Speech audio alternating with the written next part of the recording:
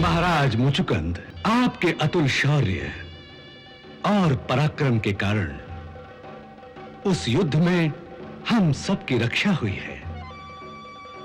समस्त देवता आपके उस उपकार के लिए आपके आभारी हैं। इसलिए मेरा यह कर्तव्य है कि धरती पर जो आपकी मनोकामनाएं अधूरी रह गई थी, जिन ऐश्वर्यों को आपने हमारे लिए त्याग दिया था, वो सब हम आपको फिर से प्रदान करें। धरती पर मेरे पास सब कुछ है, वहां मेरे पास सुख, भोग, सब कुछ इतना है कि कुछ और पाने की इच्छा ही नहीं रहती। यदि आप केवल मुझे धरती पर जाने की आज्ञा दें तो आपकी कृपा होगी। हम आपको यह आज्ञा नहीं दे सकते महाराज। नहीं दे सकते? एक समय जब देवासुर संग्राम में देवता हार रहे थे, तो देवराज इंद्र ने देखा कि उस समय धरती पर इक्ष्वाकु वंश के एक राजा थे, महाराज मुचुकुंद। वो परम प्रतापी और परम शूरवीर थे, जिससे वो इस धरती पर चक्रवर्ती सम्राट हो गए थे। जब इंद्र ने उनसे सहायता मांगी, तो उस महाप्रतापी राजा ने इंद्र की प्रार्थना को स्वीकार करके उस युद्ध में देवताओं की ओर से भाग लिया। महाराज मुचुकुंद ने उस संग्राम में असुरों के साथ घोर संग्राम किया।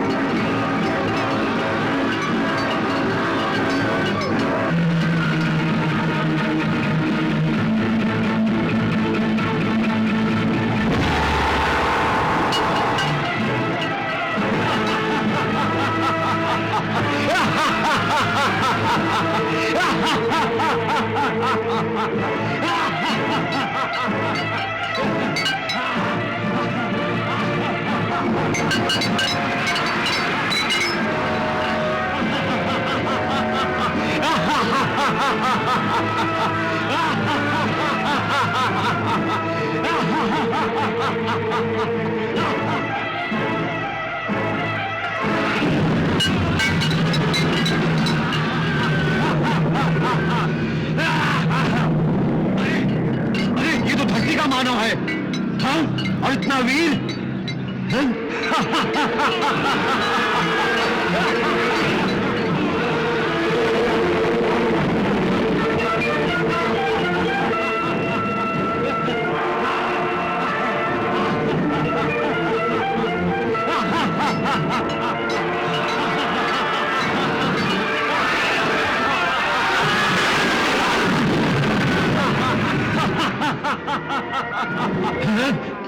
अरे इस मृत्यु लोक के मानव ने आकर हमारी तो बाजी पलट दी। हाँ!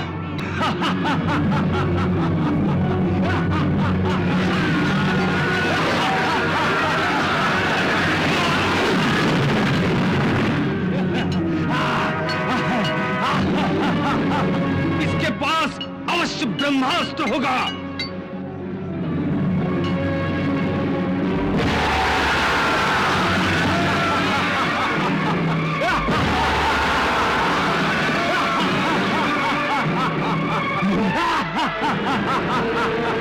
हमारे हाथ में आया हुआ स्वर्ग इसने हमसे वापस छीन लिया है।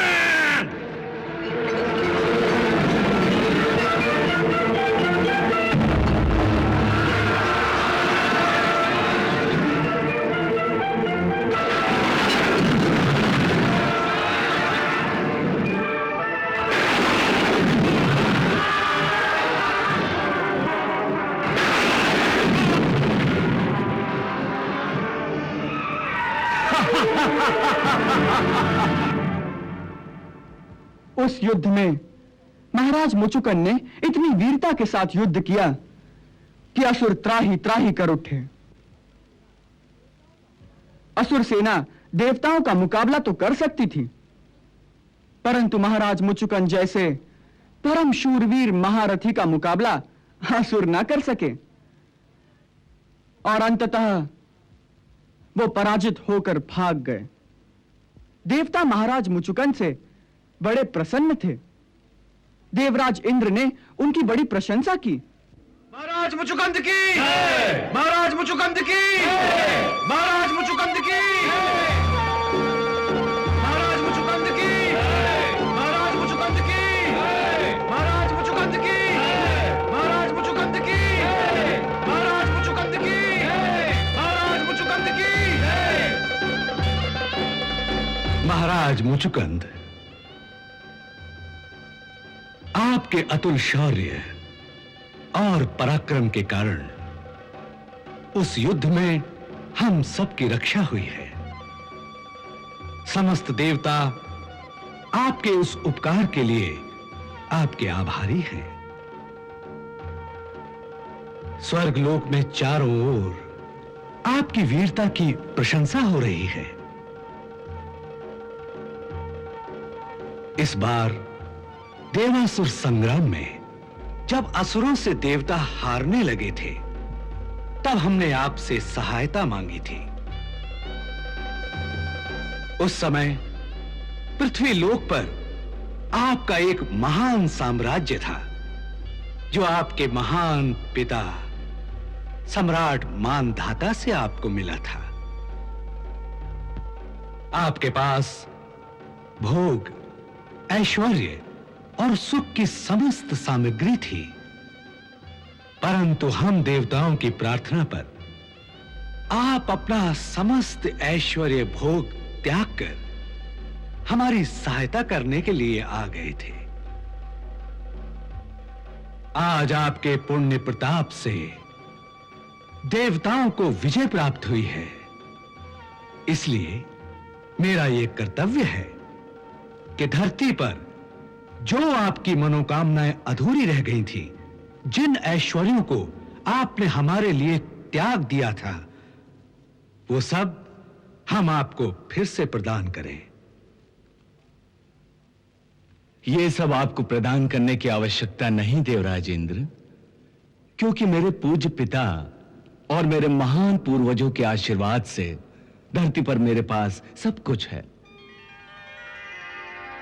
एक ऐसा विशाल साम्राज्य है जहां समस्त ऐश्वर्य मेरी प्रतीक्षा करते रहते हैं।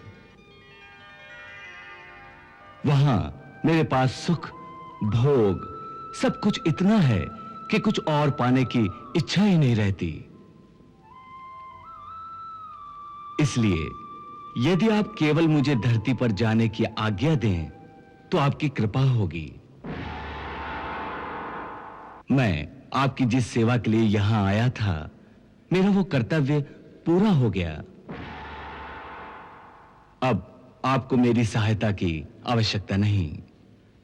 वैसे भी भगवान शिव के पुत्र कार्तिकेय ने आपका सेनापति होना स्वीकार कर लिया है, इसलिए अब आपका भविष्य भी सुरक्षित हो गया है।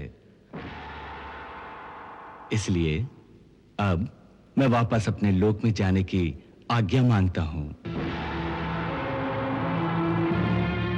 जहां मेरी प्रजा, मेरी रानियां और मेरे पुत्र मेरे आने का रास्ता देख रहे होंगे।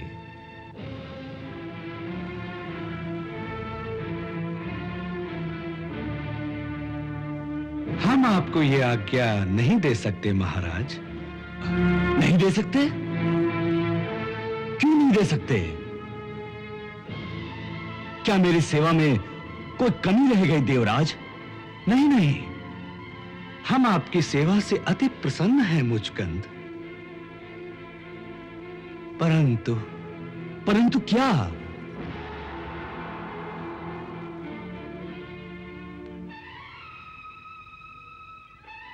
परंतु क्या देवराज?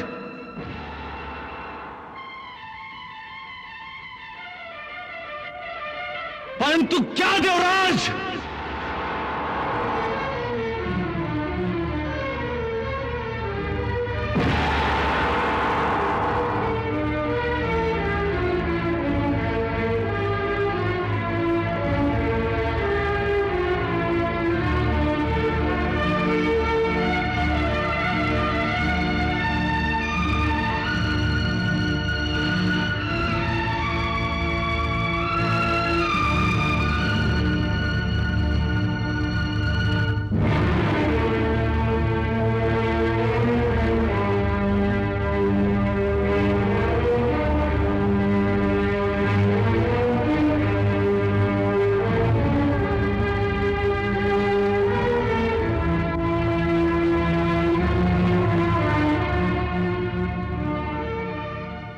महाराज मुचकंद, वहां धरती पर इस समय आपका कोई नहीं रहा।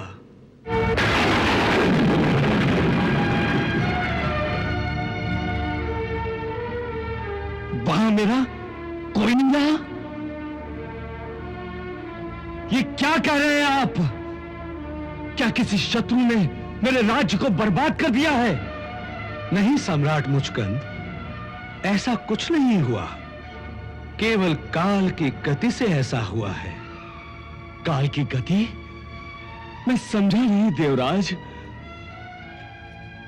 आप काल की गति को नहीं जानते महाराज। आपके मृत्युलोक में और हमारे स्वर्गलोक में समय की गति अलग अलग होती है। धरती पर समय की चाल बड़ी तेज होती है, इसलिए जब तक आप हमारे पास 1 वर्ष तक रहे हैं, इतने में धरती पर जैसे 1 युग बीत गया है। इतना समय बीत गया है वहां कि अब वहां न आपके पुत्र रहे हैं, न महारानियां, न प्रजा।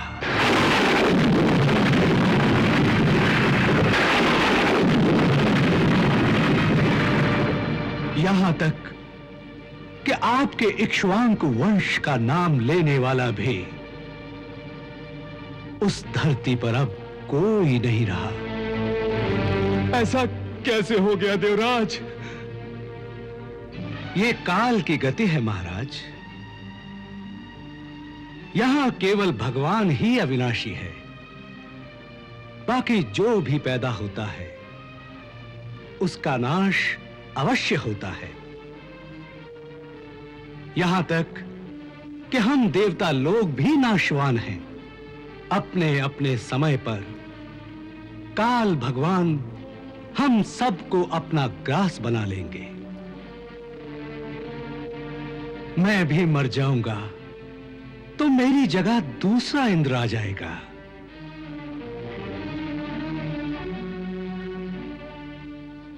इसलिए हमारी आपसे प्रार्थना है कि जो नहीं रहे उनकी चिंता छोड़िए। और हमारी इच्छा है कि जिस भोग, जिस ऐश्वर्य की इच्छा आपके मन में बाकी रह गई है वो आप हमसे मांग लीजिए। हम आपकी इच्छा अनुसार आपको वर देना चाहते हैं। धन, काम, ऐश्वर्य, धर्म, अर्थ, जो चाहे वैसा ही वर हम आपको देंगे।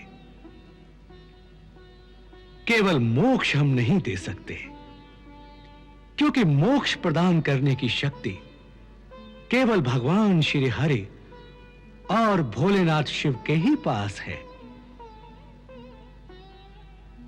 बाकी हम सब कुछ दे सकते हैं। मांगिए,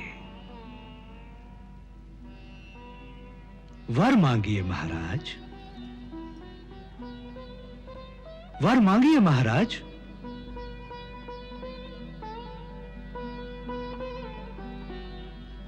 हे देवताओं के राजा, जब अपना कोई नहीं रहा तो भोग और ऐश्वर्य का आनंद अकेले कैसे लूंगा? किसके लिए मांगू? आपकी बातें सुनकर अब उन सब की इच्छा ही नहीं रही, और मोक्ष आप दे नहीं सकते, इसलिए मांगने को तो कुछ रहा नहीं। हे महात्मा, आपने देवताओं पर इतना बड़ा उपकार किया है, जिसका ऋण चुकाने के लिए ही आप अवश्य कोई वर मांग लीजिए। वैसे भी देवता के दर्शन निष्फल नहीं हो सकते, इसलिए हमारी मर्यादा रखने के लिए ही जो चाहे वर मांग लीजिए।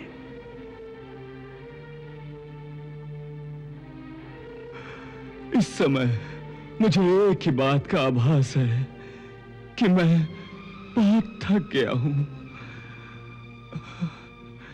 इतनी देर तक युद्ध करते करते मेरा ये शरीर बहुत थक गया है, इसलिए मैं अब सोना चाहता हूं, जी भर कर सोना चाहता हूं। इसलिए मुझे ऐसा वर दीजिए कि जब मैं सोऊं तो मेरी निंद्रा में कोई बाधा न डाले। बस यही वर दीजिए। तथास्तु, ऐसा ही होगा। आप किसी भी उचित गुप्त स्थान पर जाकर सो जाइए। मेरा वरदान है कि जो भी प्राणी आपको नींद में सोते से जगाएगा, उस पर आपकी दृष्टि पड़ते ही वो उसी क्षण भस्म हो जाएगा। तथास्तु।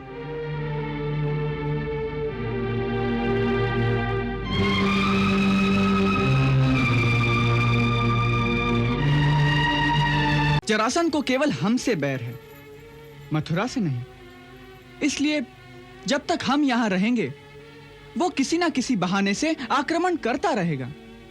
परंतु प्रभु, अब उसमें आक्रमण करने की शक्ति ही कहां रही है? वो एक ऐसा अद्भुत प्राणी है कि यदि आप तलवार से उसके 2 हिस्से कर दो और उन्हें मुर्दा समझकर उन हिस्सों को फेंक दो, तो वो दोनों हिस्से फिर से आपस में जुड़ जाएंगे और जरासंध फिर से जीवित होकर खड़ा हो जाएगा। प्रभु ये बात तो असंभव है। यह असंभव बात नहीं अक्रूर जी, ये सत्य बात है।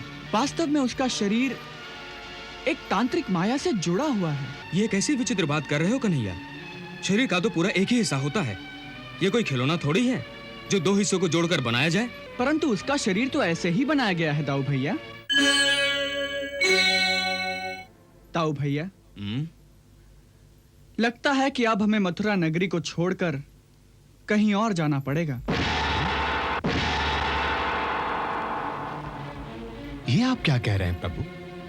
आप मथुरा नगरी को छोड़ जाएंगे? हाँ क्रूर जी। परंतु क्यों? इसलिए कि जब तक हम मथुरा में रहेंगे, मथुरा संकट में रहेगी।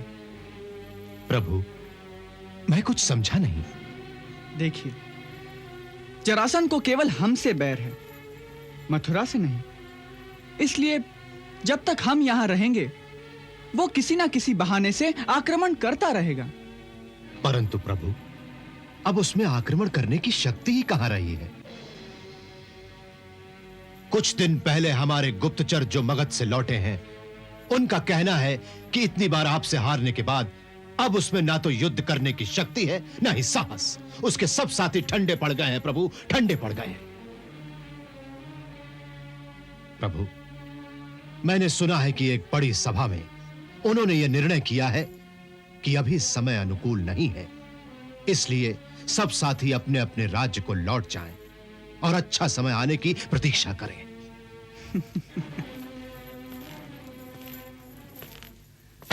अर्थात उन्होंने युद्ध का त्याग करने की बात नहीं की है, केवल परिस्थिति के बदलने की बात की है।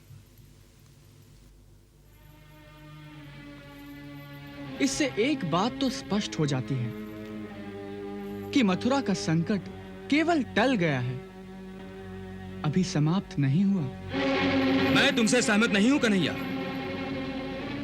मैं तो समझता हूं कि अब जरासंध के सारे साथी तितर बितर हो रहे हैं, जिससे उनकी शक्ति जो संगठित थी वो बिखर गई है। इसके बाद वो फिर कभी इस ओर आंख उठाकर देखने की हिम्मत नहीं करेगा। हाँ, फिर आप जरासंध को नहीं जानते दाऊ भैया। वो एक ऐसा अद्भुत प्राणी है कि यदि आप तलवार से उसके दो हिस्से कर दो और उन्हें मुर्दा समझकर उन हिस्सों को फेंक दो, तो वो दोनों हिस्से फिर से आपस में जुड़ जाएंगे और जरासंध फिर से जीवित होकर खड़ा हो जाएगा।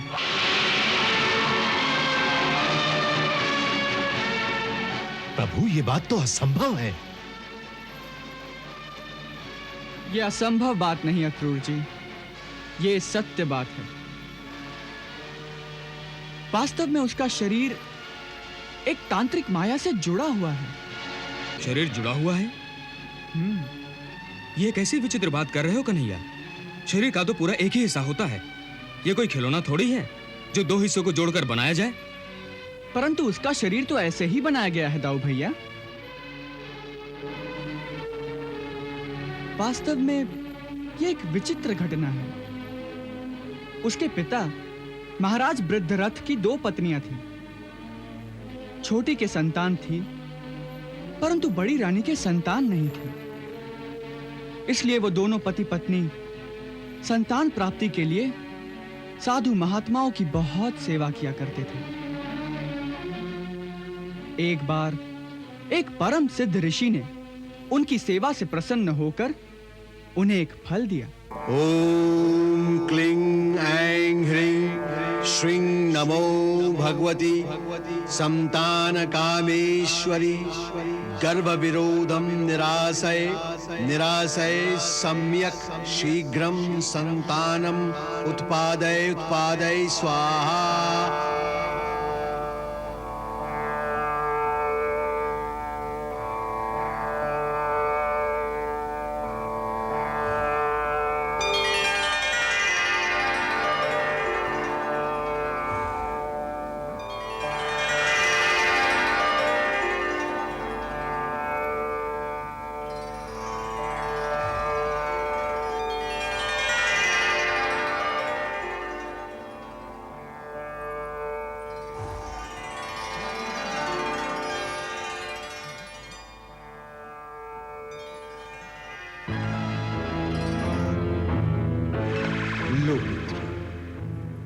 इस फल को खा लेना।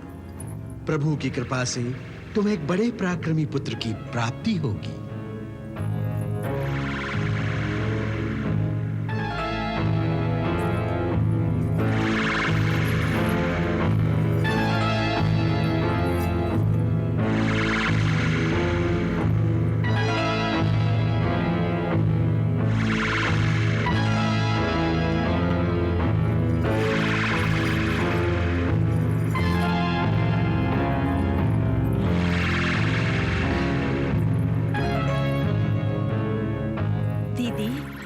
बड़ी भाग्यवान है।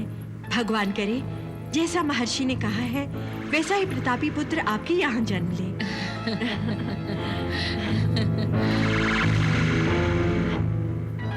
मेरे मन में एक बड़ा सुंदर सा विचार आ रहा है। वो क्या?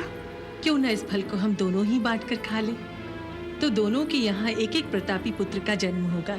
नहीं दीदी, ऐसा कैसे होगा? महर्षि ने तो आपको ही पुत्र प्राप्ति का आशीर्वाद दिया है। परंतु उनके आशीर्वाद की शक्ति तो इस फल में ही है ना। देखो, महाराज दशरथ को अग्निदेव ने जो खीर दी थी, वो खीर तीनों रानियों ने खाई थी और तीनों के घर पर पुत्रों का जन्म हुआ था कि नहीं? हाँ। तो बस इस फल से भी ऐसा ही होगा। आओ, इसे हम आधा आधा कर लेते हैं।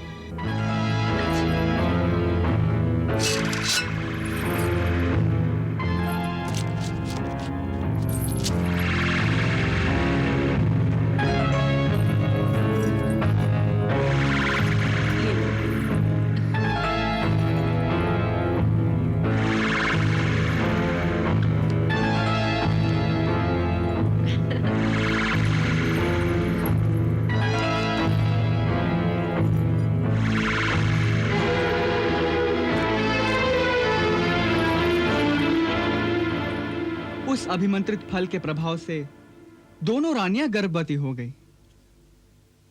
परंतु 10वें महीने में एक बड़ी विचित्र घटना घटी। जब रानियों के गर्भ से बालक उत्पन्न हुए तो उन दोनों के शरीर आधे आधे थे। ऐसा लगता था जैसे किसी ने तलवार से एक बालक को 2 हिस्सों में काट दिया हो। जब ये दोनों आधे आधे शरीर राजा के सामने लाए गए तो वो राजा बहुत दुखी हुआ।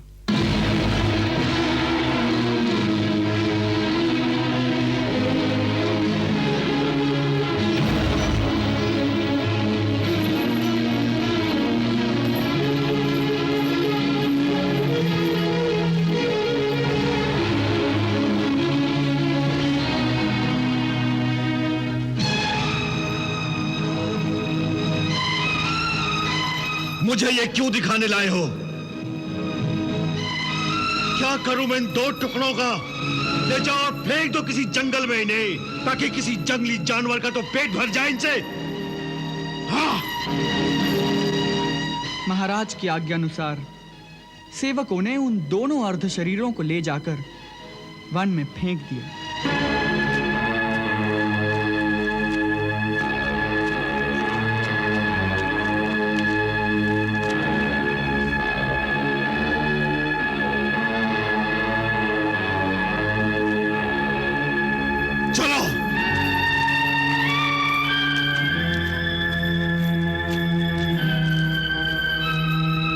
उसी समय उस वन से जरा नाम की एक राक्षसी जा रही थी।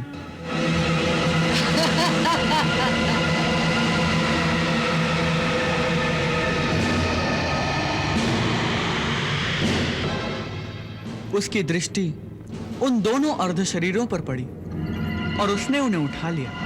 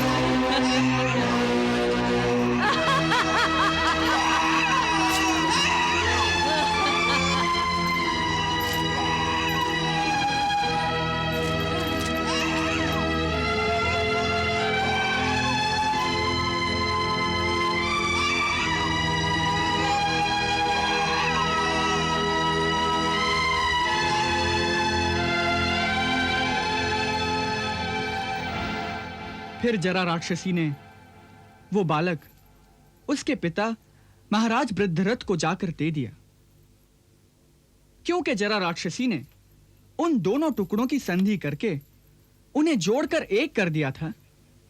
इसलिए महाराज वृद्धरथ ने उस बालक का नाम जरासंध रखा। यह वही जरासंध है। इसके आज भी अगर दो टुकड़े कर दो तो वो दोनों टुकड़े तत्काल फिर से आपस में जुड़ जाएंगे और जरासंध फिर से लड़ने के लिए तैयार हो जाएगा।